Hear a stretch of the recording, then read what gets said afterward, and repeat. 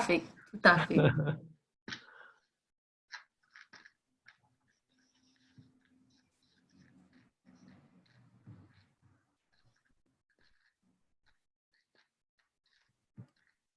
Peut-être que 4 heures n'est pas la bonne heure, peut-être.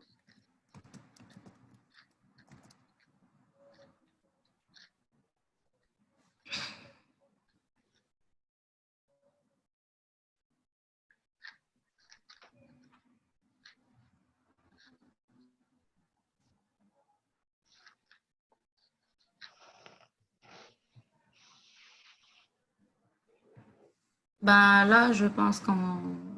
Oui, on va commencer, on va commencer. Oui. Alors, bienvenue à toutes et à tous. Marhaba bikum, sahar mdankum. Nous vous souhaitons la bienvenue dans ce rendez-vous qui devient maintenant hebdomadaire. C'est la troisième session en compagnie du docteur Nicolas Madi, que nous remercions beaucoup d'être là. Donc, je rappelle que le docteur est chimiste de formation et qu'il a aussi un PhD. Pour cette session, nous allons accueillir de nouvelles associations. Donc, nous remercions toujours l'association ACEPA d'Alger et Adjuvar d'Oran, le club WEMED de Blida d'être là. Mais nous avons aussi Farm Avenir de Tizi Ouzou, Curious Club de Tlemcen, et nous avons toujours l'association NIMS, qui est une association nationale. Donc, toutes ces associations regroupent des étudiants qui sont là pour assister à cette conférence. Donc, nous remercions ces étudiants en pharmacie d'être ici. Et nous allons entamer la troisième session où le docteur Nicolas Madi va nous parler de dissolution et de relargage dans le tube digestif des gélules. Donc, je vous donne la main, docteur. J'espère que vous serez tout aussi présent que les journées où vous ne jeûnez pas. Donc, n'hésitez pas à poser vos questions. Vous avez la session Q&R. Vous pouvez poser toutes vos questions et aussi sur le live de Facebook. Nous allons essayer de combiner toutes ces questions et les poser au docteur Nicolas à la fin de sa présentation. Donc, bon courage à tous, bon courage à vous, docteur, et à tout à l'heure. Bonjour tout le monde. Aujourd'hui, ça va être la troisième session. J'espère que vous êtes amusés, vous avez profité des deux premières. Aujourd'hui, on va continuer un peu ce qu'on a déjà commencé. D'abord, on a essayé de savoir qu'est-ce que c'est qu'une gélule. La dernière fois, on a essayé de comprendre quand est-ce que j'utilise une gélule gélatine, quand est-ce que j'utilise une gélule HPMC. Et maintenant, on va voir ensemble comment je peux choisir ma gélule en fonction de la zone où je veux relarguer mon actif dans le système GIT. Donc, on va regarder qu'est-ce que c'est qu'un tube digestif et quels sont les rôles des différentes parties du tube digestif. On va regarder ensuite les différents types de gélules HPMC et où est-ce qu'elles vont relarguer. Donc, le tube digestif, donc c'est l'ensemble de ces parties-là de notre corps. Nous, on va surtout focaliser sur l'estomac et sur la partie intestinale. Mais la gélule, en fin de compte, elle a un rôle dans l'ensemble de ce que vous avez. Déjà, une gélule, quand un patient la prend, il faut d'abord qu'elle n'ait pas de goût et qu'elle n'ait pas d'odeur. Parce que si on veut que le patient continue à prendre le médicament, il ne faut pas que ça le gêne déjà quand il va le mettre dans sa bouche. Donc, quand il met la gélule a cette particularité, ni odeur, ni goût. Ensuite, on demande à la gélule de pouvoir descendre dans l'œsophage sans se coller. Et ça, c'est très simple. Vous prenez une gélule avec un peu d'eau, ça ne va pas coller. Depuis 30 ans que je suis dans la gélule, je n'ai jamais vu des gens qui reviennent vers nous en disant que la gélule, elle colle dans notre œsophage. Maintenant, on demande la troisième chose, on demande à la gélule, c'est qu'elle relargue l'actif. Il faut qu'elle le relargue en fonction de ce que nous, en tant que pharmaciens, en tant que chercheurs, on a défini comme étant la zone optimale pour la meilleure absorption de notre actif. Et pour absorber, il y a différents endroits où on peut absorber. Il y a l'estomac. On peut enlever les photos ici pour qu'on puisse voir pour que moi je puisse voir ce que j'ai écrit. Parce qu'il y a les deux photos de Mira et de Merinal ici. On peut les éliminer. Donc, dans la partie. Ils arrivent à voir en principe. Ah bon, mais c'est moi que parce que j'ai vos photos. Donc, dans la partie estomac, on a deux choses. On a une digestion due à l'acidité de l'estomac et à la présence d'enzymes. Mais on a aussi une absorption. On peut avoir des produits qui s'absorbent au niveau de l'estomac. Parfois, si on a des produits qu'on a mal jugés et qu'on souhaite relarguer rapidement dans l'estomac, parfois ça nous cause des problèmes. Vous prenez par exemple un des cas les plus connus, c'est quand il y a des gens qui ont de l'anémie. Si quand on leur donne le produit à base de fer, si on leur donne un produit qui va s'ouvrir trop rapidement dans l'estomac, eh bien le fer, l'ion ferrique, il va agir avec la muqueuse de l'estomac. Et ça fait parfois des gastrites, des ulcéritis. Parfois, vous avez des patients qui vont avoir des selles avec du sang. C'est très embêtant de relarguer trop rapidement les ions ferriques au niveau de l'estomac. Donc là, ça va vous définir un type de gélule qui vous serait optimal pour relarguer votre produit actif. Même chose. Ensuite, vous avez la partie, le petit intestin, et là, c'est surtout digéré, soit avec les enzymes pancréatiques, soit avec les sels biliaires. Les sels biliaires, eux, surtout, ils vont créer des émulsions avec les phases lipidiques pour améliorer aussi l'absorption et les transporter et améliorer l'absorption. Et il absorbe aussi pas mal de produits. On verra, j'ai fait un petit schéma. Par exemple, l'acide folique, il est absorbé à ce niveau-là. Ensuite, on a l'intestin grêle. Et là, il a une grande fonction. Et la majeure fonction, c'est la fonction de défense. Parce que la plupart des probiotiques, qui sont des bactéries bénéfiques pour l'homme, ces bactéries-là ne peuvent grandir que dans cette partie-là de notre corps. Donc on sait que les probiotiques participent à la défense immunitaire de l'homme. Donc il a un premier rôle de défense, il a aussi un rôle d'absorption, mais c'est surtout, il absorbe beaucoup l'eau et tout ce qui est électrolyte. Et bien sûr, il a une fonction d'excrétion au niveau de l'anus.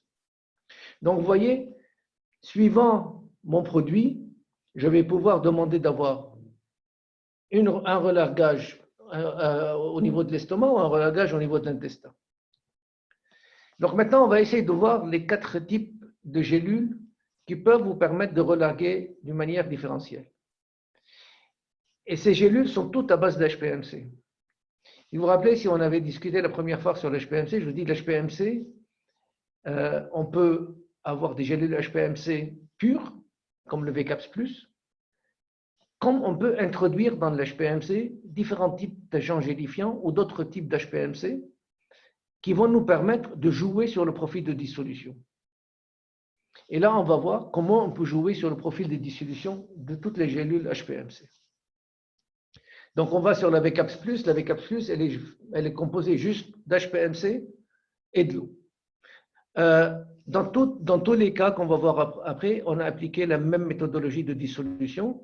On remplit de la gélule avec de l'acétaminophène, on la met dans un sinker, on la met dans un réacteur de dissolution, rempli à 900 ml du milieu qu'on veut, un milieu acide, un milieu basique, un milieu intermédiaire, de l'eau déminéralisée, n'importe. On va tourner à 50 RPM et on va mesurer dans le milieu la libération de l'acétaminophène. Et c'est comme ça qu'on va déterminer les profils de dissolution.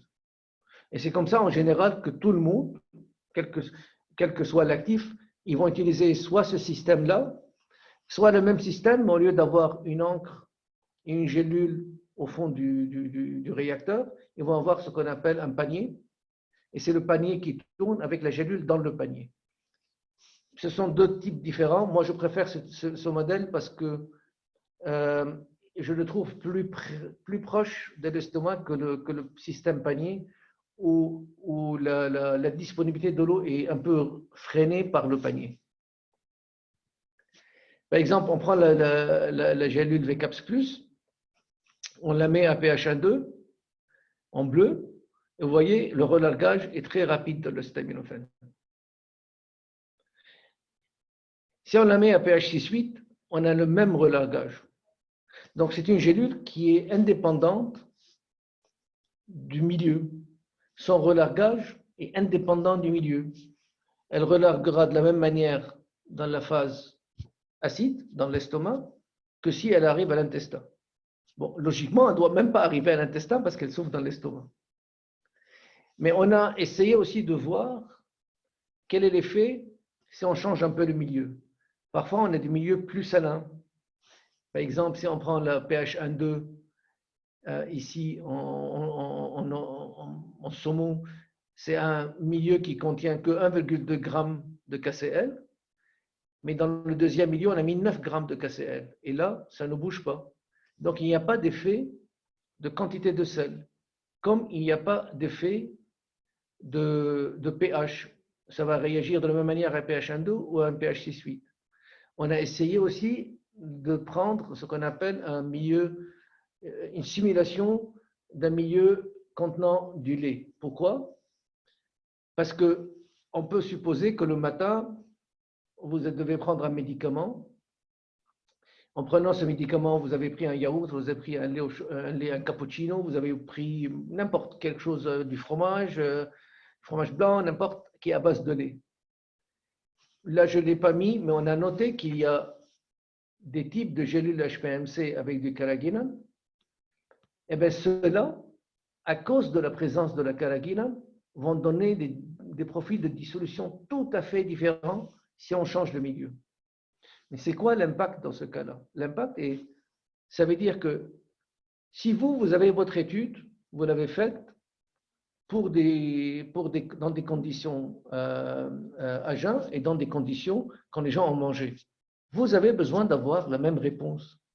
Parce que sinon, vous êtes obligé de demander aux gens, ah, vous ne pouvez pas la prendre quand vous mangez.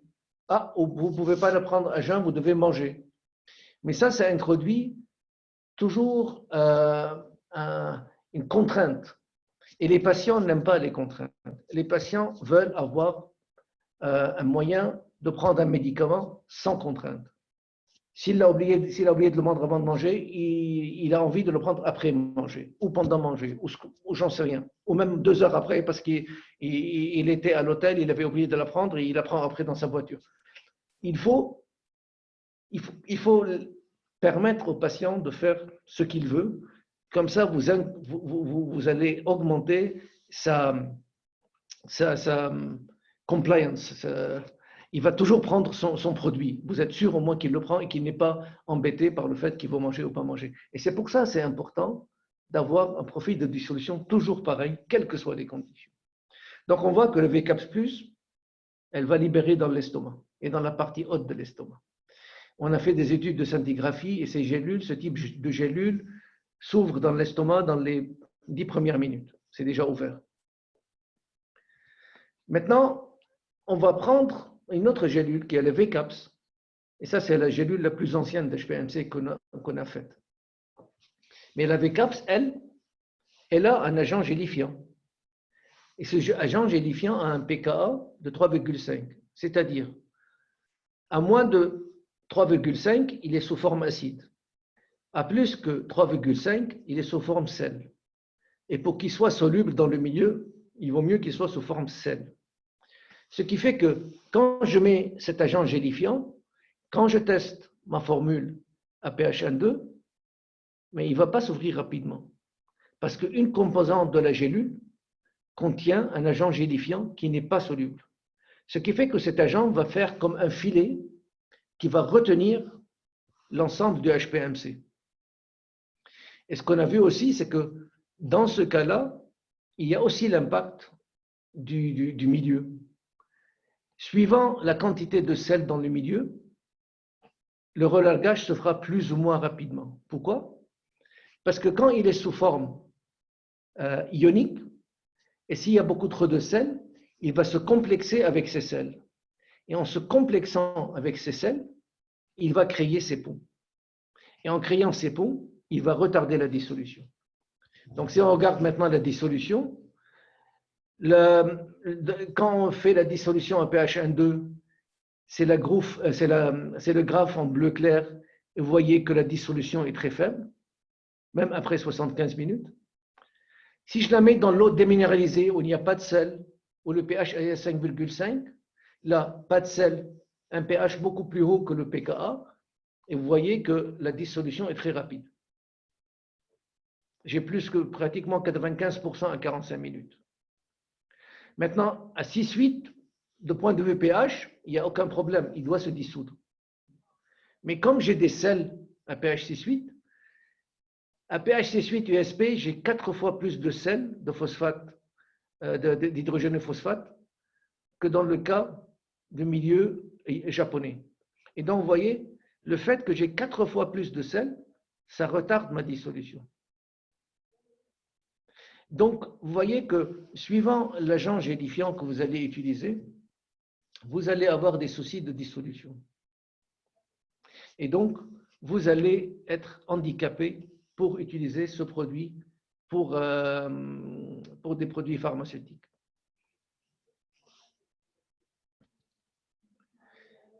Maintenant, on va regarder la DR-CAPS. La DR-CAPS a été fabriquée de façon à ce qu'elle soit résistante à la digestion en milieu acide. Donc là, on a exprès mis 5% de gélane, qui est aussi un polysaccharide. Et ce gélane contient une fonction gluconique. Et cette fonction gluconique, comme avant, elle est soluble à pH plus grand que 3,5 et insoluble à pH moins que 3,5. Mais le fait d'avoir rajouté 5%, on a beaucoup augmenté la résistance et on a beaucoup réduit la dissolution. Mais pourquoi on a créé ce type de gélule? Ce type de gélule a été créé parce qu'il y a des clients qui ont des produits actifs qui sont très sensibles. Ils peuvent être sensibles à l'acidité. Si vous prenez un probiotique, si vous mettez probiotique dans un milieu acide, il va commencer à se développer, mais ensuite il va rencontrer les acides qui vont détruire sa paroi. Et en détruisant sa paroi, ils vont détruire la bactérie. Ça peut être, vous voulez donner des enzymes pour les gens qui ont un problème de lactose. Ils ont besoin de lactase pour digérer le lactose. Donc, si vous leur donnez du lactase, et pour que le lactase puisse fonctionner, il ne faut pas que l'ouverture soit en milieu acide. Pourquoi? Parce qu'en milieu acide, vous allez, détruire la conformation dans l'espace, le moyen où l'enzyme va se mettre dans l'espace. Il va être détruit parce que le milieu acide, il va changer de conformation. Et en changeant de conformation, il change d'efficacité. Une enzyme, pour moi, une enzyme, le moyen le plus simple pour dire qu'est-ce que c'est qu'une enzyme, c'est une clé et une serrure. Une serrure ne peut travailler qu'avec une seule clé. Parfois, vous avez des clés qui rentrent dans des serrures, mais vous ne pouvez pas ouvrir la porte. Parce que la conformation dans l'espace de cette serrure, de cette clé, ne correspond pas à la serrure. Et donc, elle ne peut pas fonctionner. Et chaque enzyme, pour fonctionner, elle a besoin d'avoir une conformation.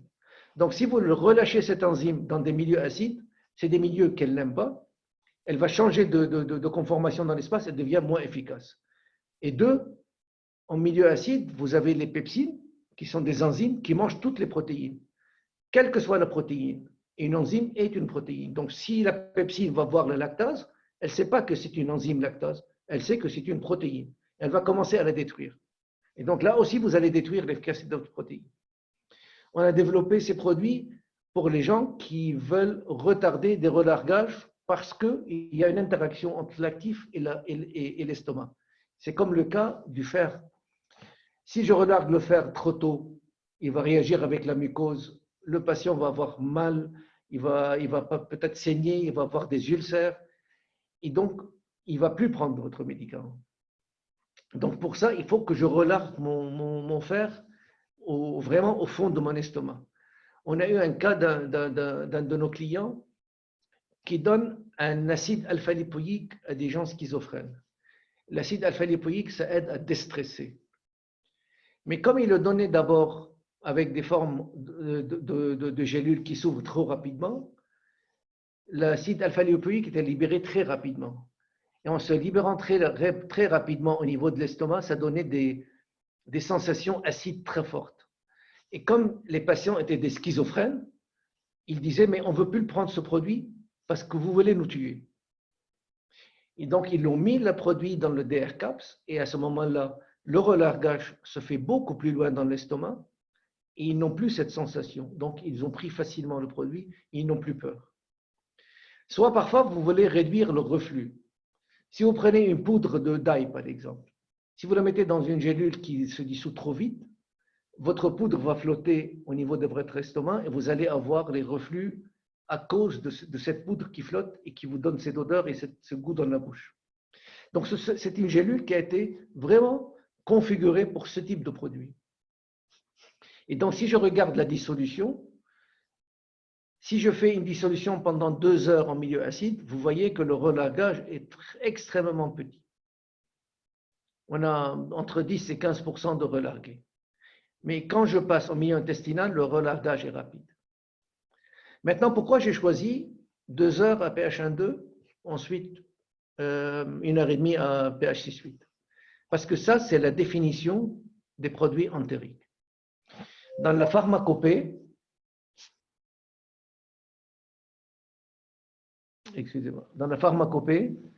la définition des produits entériques est la suivante. Vous prenez votre forme orale, quelle que soit la forme orale.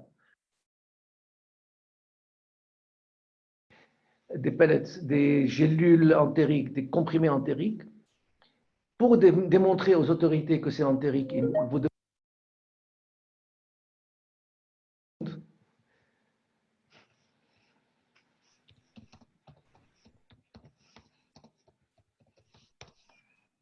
Je suis désolé. Et donc, les autorités vous disent, si vous pouvez me prouver que si votre produit, vous le mettez pendant 2 heures à pH 1,2 et que votre relargage d'actif est moins que 10%, si l'autre condition, c'est que quand il est à 6,8, il faut qu'il relargue au moins d'1 heure, votre produit est entérique. C'est pour ça que nous, le DR-CAPS n'est pas entérique pour nous, parce qu'il y a plus que 10% de relargage. Vous voyez, au bout de 2 heures. Même si on dépasse de 1%, même si on dépasse de 2%, comme le relargage est plus que 10%, on n'a pas le droit de dire que le DR-CAPS est entérique. Mais vous voyez qu'elle va protéger de l'acide et elle va relarguer l'actif en milieu intestinal. Et on a fait de la scintigraphie pour voir ça. Et donc, je vous ai mis la scintigraphie, c'est très intéressant. Donc, on a demandé à 8 patients de prendre des gélules.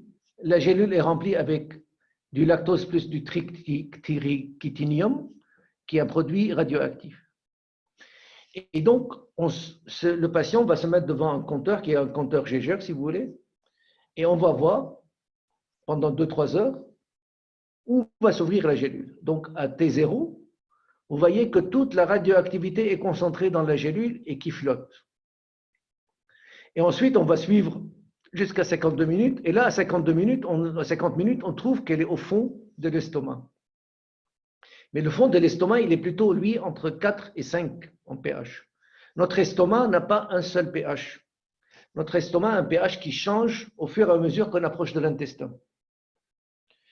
Pour l'anecdote, il y a un chercheur qui a avalé des papiers pH et il a mis une caméra, il a avalé aussi une caméra, et il a regardé comment changer la couleur des papiers pH dans son estomac pour dire voilà, le pH change dans l'estomac. Et donc, si vous voyez bien, à pH, donc là on est autour de 4,5-5, on voit qu'il y a un peu de produit qui commence à sortir. Vous voyez le lactose radioactif qui commence à sortir, mais la gélule est toujours intacte. Ça veut dire elle commence vraiment à commencer la dissolution. Mais ensuite, on voit que dans l'intestin, on a une libération totale, on a toute la radioactivité. Donc, on a pu prouver que cette gélule ce qu'on a vu in vivo est réel aussi in vitro. Ce qu'on a vu in vitro est réel aussi in vivo parce qu'on a vu que la gélule ne s'ouvre pas avant d'arriver à l'intestin. On a fait par exemple des études sur les 3 gélules dont on a parlé, la VCAPS+, la VCAPS, la DRCAPS. Et donc, si vous voyez bien, en haut ici, ça c'est le courbe de dissolution. Une VCAPS+ va dissoudre très vite, une VCAPS va se dissoudre moyennement vite, et une DRCAPS ne se dissout pas. Et donc, on a rempli des probiotiques et on a regardé comment évoluent les probiotiques. Donc, ces probiotiques ont été mis dans un milieu. Dans ce cas-là, c'est un milieu à pH 1,8 pendant 1 heure. Et on a mesuré dans le milieu, est-ce qu'il y a des probiotiques?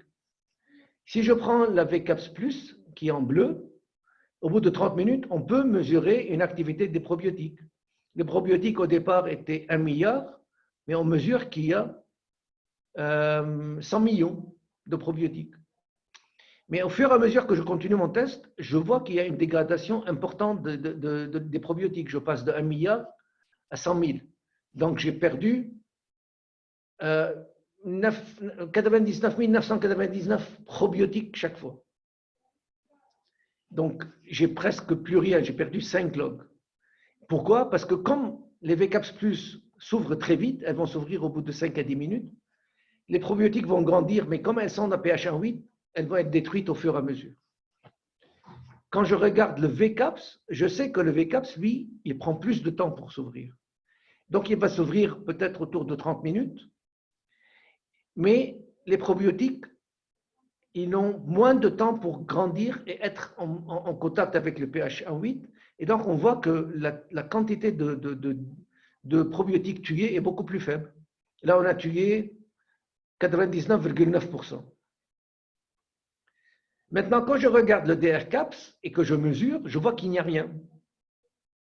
Donc, il n'y a pas de probiotiques qui sont sortis pendant 1 heure.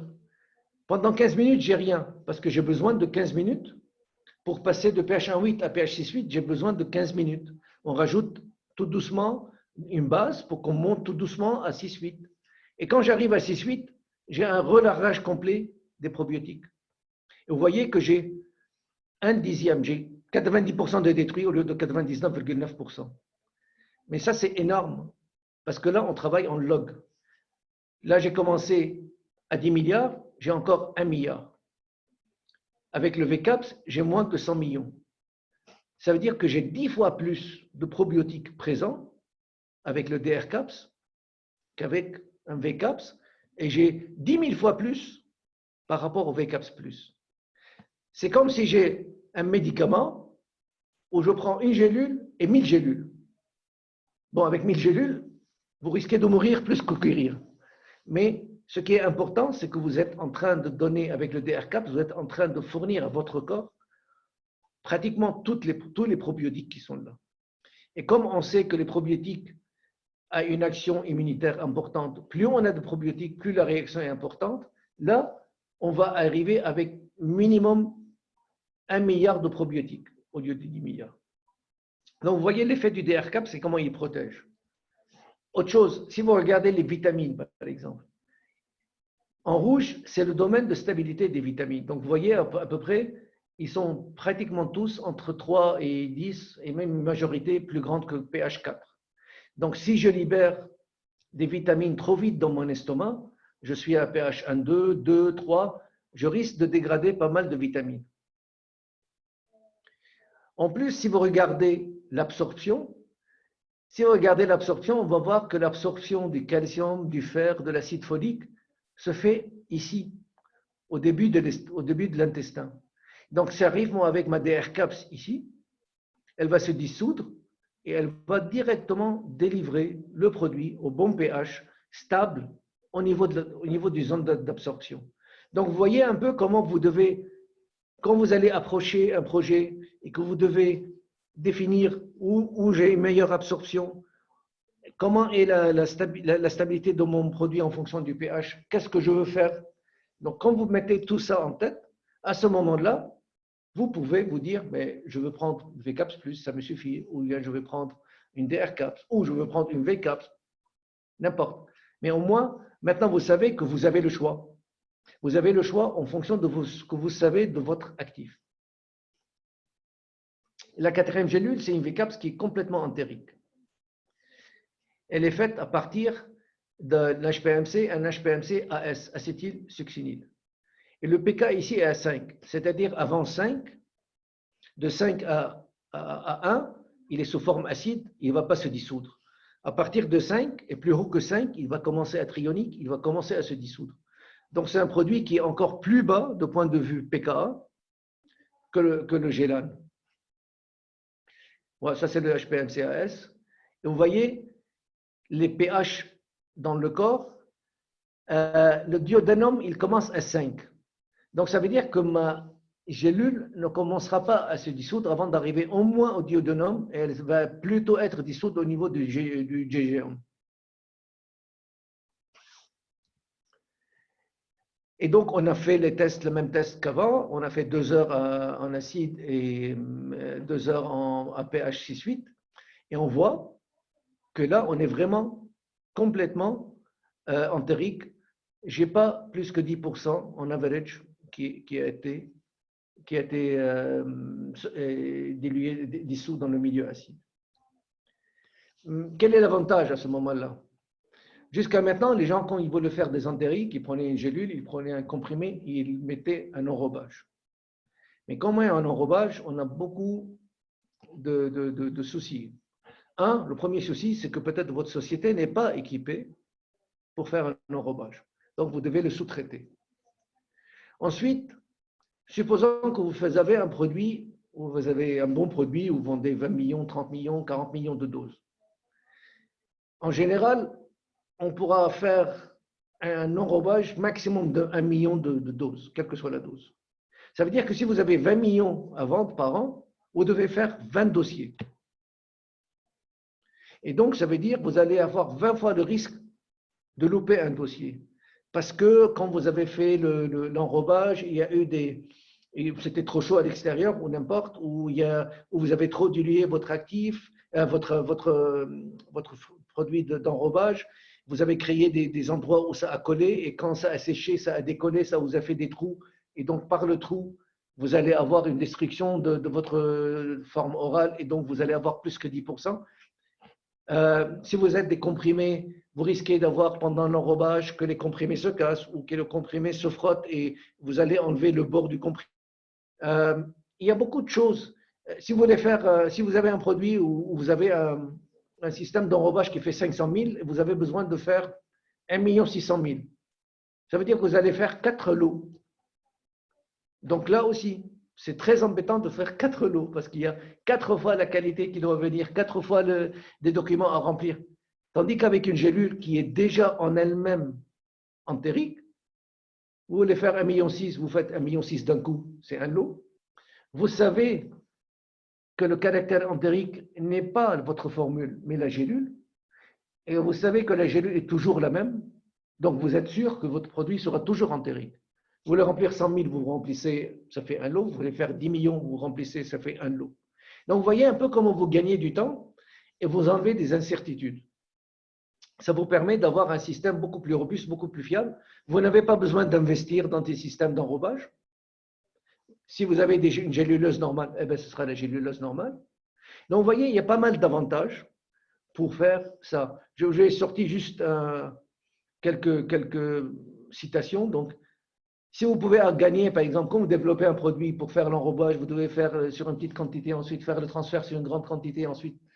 Et là, avec une gélule, vous n'avez pas besoin de faire un transfert, c'est la même gélule. Donc, si vous gagnez 9 points de potentiel, c'est pendant la phase 1, donc la phase où vous allez tester sur l'homme sain, et vous pouvez même gagner 14 mois quand vous êtes dans la phase 13. Dans la Beasley, dans le recruiting, il a dit chaque fois qu'un médicament est retardé d'un jour, c'est 8 millions de dollars. Ce n'est pas le cas en Algérie, on n'aura pas 8 millions de dollars, mais c'est juste pour vous donner une idée de l'importance de gagner du temps. Et cette gélule vous permettra de gagner du temps.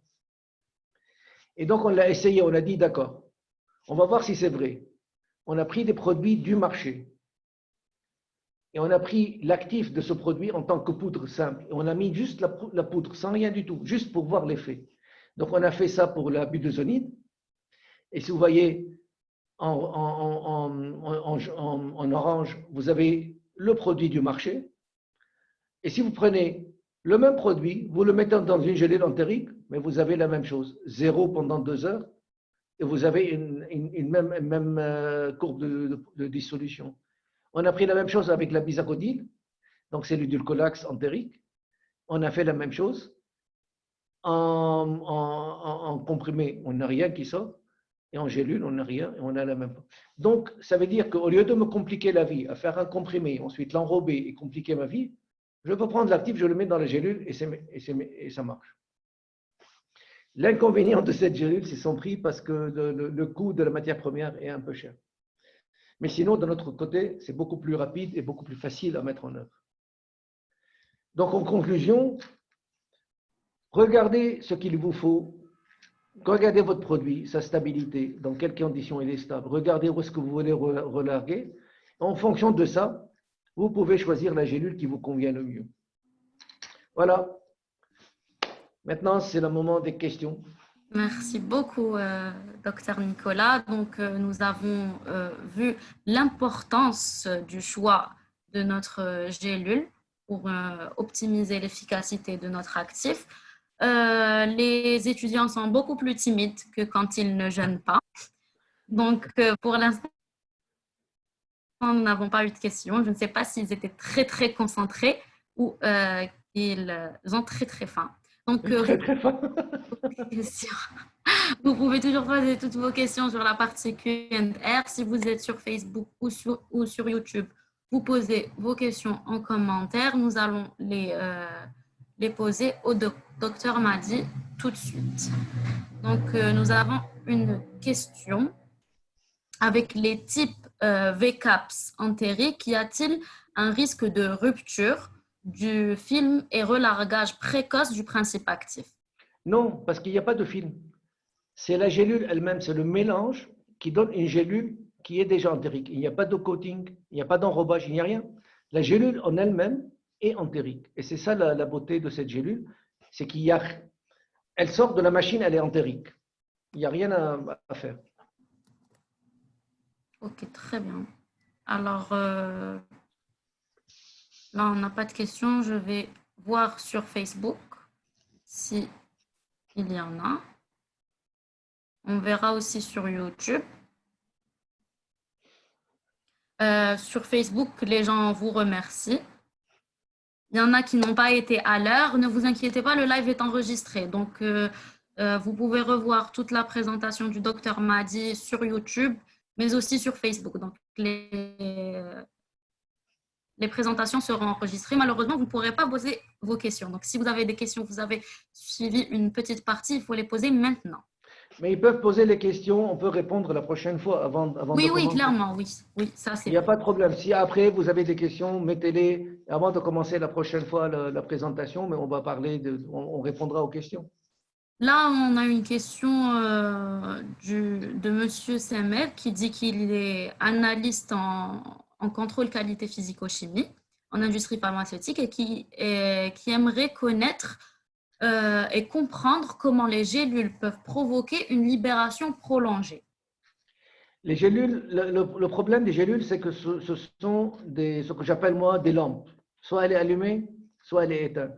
Et les gélules chez nous, actuellement, on travaille, mais ce n'est pas évident. Actuellement, soit elles s'ouvrent, soit elles ne s'ouvrent pas. La seule différence, c'est qu'elle peut s'ouvrir soit rapidement, soit en milieu entérique. Mais elle ne peut pas, par exemple, rester en milieu acide longtemps sans s'ouvrir. Et une fois qu'elle est ouverte, elle est ouverte. Il n'y a pas. Les systèmes de relargage, c'est plus basé sur des films qui vont plutôt gonfler, créer des canaux, et ensuite l'actif passe à travers ces canaux dans le temps. Et ce sont des films qui restent gonflés, qui ne vont pas se dissoudre. Ils vont se dissoudre, mais très longtemps. Ce n'est pas le cas de la gélule, malheureusement. C'est un rêve, c'est un de mes rêves, c'est d'avoir une gélule qui gonfle et qui laisse passer l'actif sur ce qu'on appelle un relargage long, un sustained release ou un modified release. Cette même personne a réagi à ce que vous êtes en train de dire et a demandé si c'était de l'hydrogel. Mais on n'a pas. C'est de l'hydrogel, parce que quand vous prenez des produits à libération retardée, vous allez prendre le produit, la phase externe va gonfler et elle ne veut pas se dissoudre rapidement.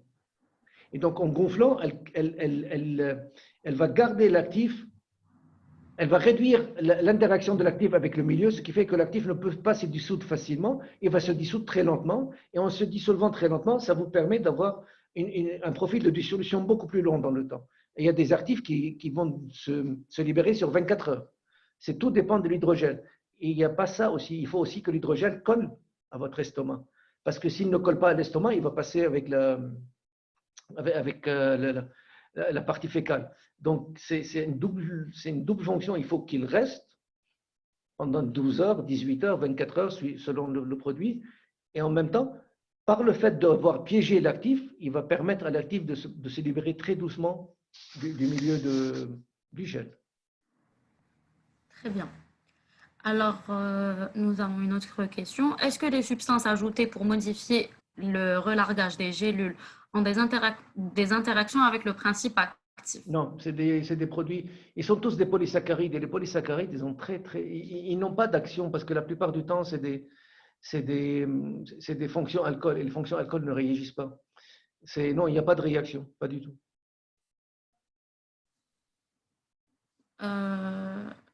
Là, je pense qu'on n'a plus de questions. N'hésitez pas à poser. Ah non, on en a encore.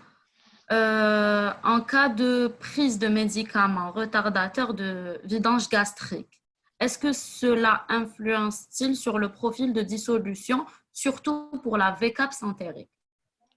Mais si on cherche à avoir un produit entérique, il faut que le profil de dissolution soit conforme aux exigences des autorités pharmaceutiques. C'est-à-dire, comme j'ai dit, la forme entérique doit relarguer moins que 10% de l'actif quand on la met in vivo à pH 1,2 pendant 2 heures.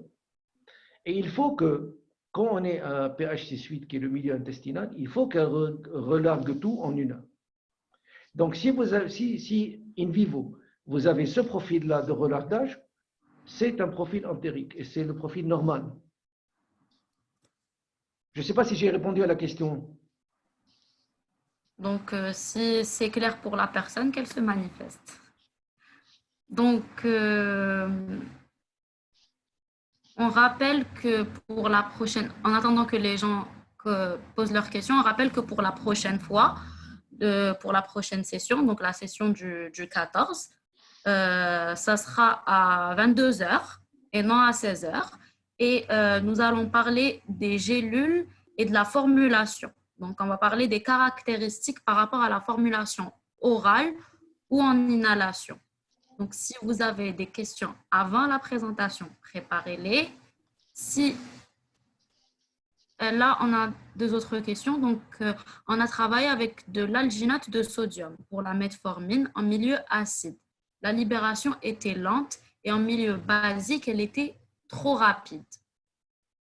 Mais trop rapide par rapport. Mais donc vous avez fait ça pour réduire l'effet du goût de la metformine et pouvoir la libérer. Mais la metformine, c'est un produit qui doit être libéré rapidement de toute façon, si je ne me trompe pas.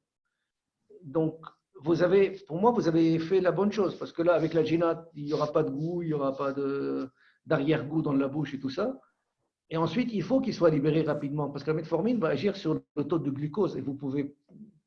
Je ne sais pas si on peut se permettre de l'avoir pendant trop longtemps. Surtout que les prises sont prises avec les repas. Donc, Oui, donc je ne crois pas je crois pas que c'est préférable d'avoir une libération trop lente. Et parfois, les metformines, on n'en prend pas une, on en prend 2 ou 3 ou 4 par jour, donc ça dépend. Je ne peux pas vous répondre comme ça dépendra de ce que vous avez mis.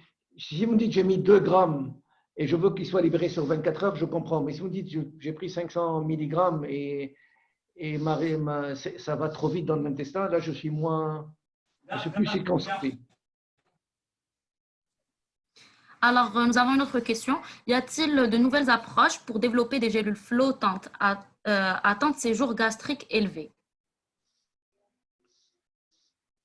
Elles ne pourront pas flotter longtemps. Parce que là, elles flottent parce qu'il y a de l'air. Ce qu'on a vu dans le slide que je vous ai montré, il y a des gélules qui flottent parce qu'il y a de l'air dans les gélules. Ce qui fait que la densité est faible. Une fois qu'elle est mouillée, la densité monte et elle va de toute façon descendre dans l'estomac. Et en plus, si elle s'ouvre un peu, l'air va partir et donc la densité va encore monter plus et elle va descendre directement dans l'estomac. Des gélules flottantes, pour faire quoi? Il faut qu'on comprenne. D'accord, supposons qu'on peut faire une gélule flottante, mais ça sert à quoi? Pourquoi on veut Parce que l'absorption, en général, ne se fait pas au niveau de l'estomac. La plus grande partie des absorptions se font au niveau de l'intestin. C'est pour ça qu'on a des formes retardées, en général, plus que des formes flottantes. Les formes retardées vont permettre à la dose orale de descendre dans l'estomac et de libérer près de l'intestin.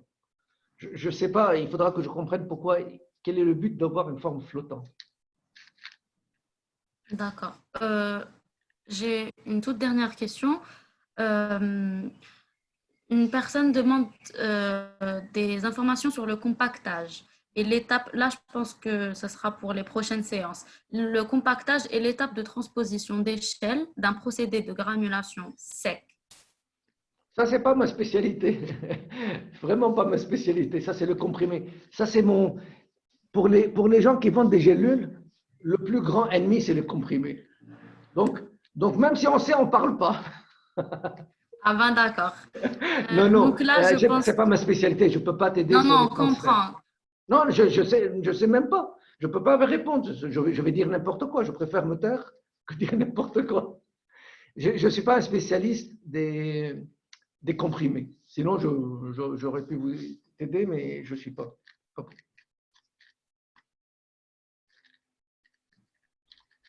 Donc, je pense que là, on est arrivé au bout, que ce live est enregistré. Vous pouvez le retrouver sur la chaîne YouTube des laboratoires Mérinal, que nous remercions pour l'invitation. Donc, nous remercions également les étudiants des différentes associations qui sont là présents parmi nous et qui ont posé toutes ces questions. Et nous remercions surtout le docteur Madi d'être là et d'être tout le temps aussi pertinent lors de ces présentations. On vous dit à la séance prochaine, dans une semaine, Inch'Allah. Sahafdorkum à tous et à la prochaine fois. Merci encore, Merci docteur. à vous tous et passez une bonne soirée. À vous aussi. Au revoir. Au revoir.